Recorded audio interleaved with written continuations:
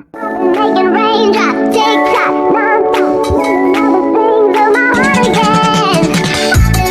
First of all, we must get his 3D characters from a website that is called lexica.ai. And right here, you can type any design you think is nice. Then their characters can even be generated, maybe if they aren't enough for you.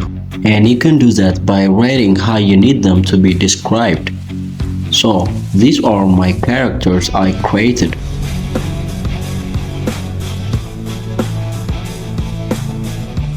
And this time, we need to go to a website of another AI called Viggo. Just get back to the browser and write Viggo AI. Once then it opens, you will get required Discord account to get the software.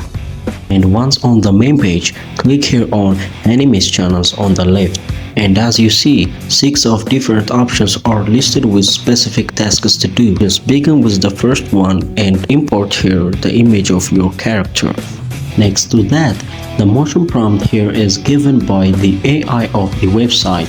And look how diverse they are really. You could have a lot of them. So simply tap this button to copy, then paste.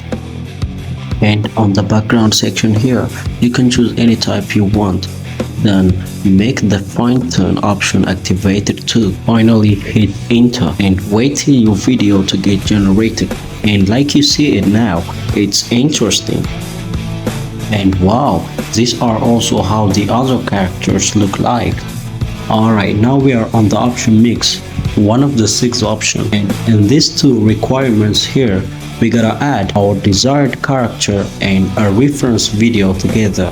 However, in order to remove the background of our designed character, it's just easy to use green one. Well, it's fine overall. And it's not the time for CapCut. Just import the videos into it. Then put the original one below the layer. Then find chroma key and pick the green color. After that, add the intensity for the background to get removed. Now looks good. But one thing I want you guys to know further is the way to remove the character actually from the original video. Like how? Well, to do so, simply search for free softwares on Google like Runaway AI. Just sign up for free there, then import the video easily and brush all of the body parts of the character. Finally, check it out. Once you make sure, click on here export. Alright, as soon as you get that done, just get back now to CapCut again so as to replace the first one and look very fascinating.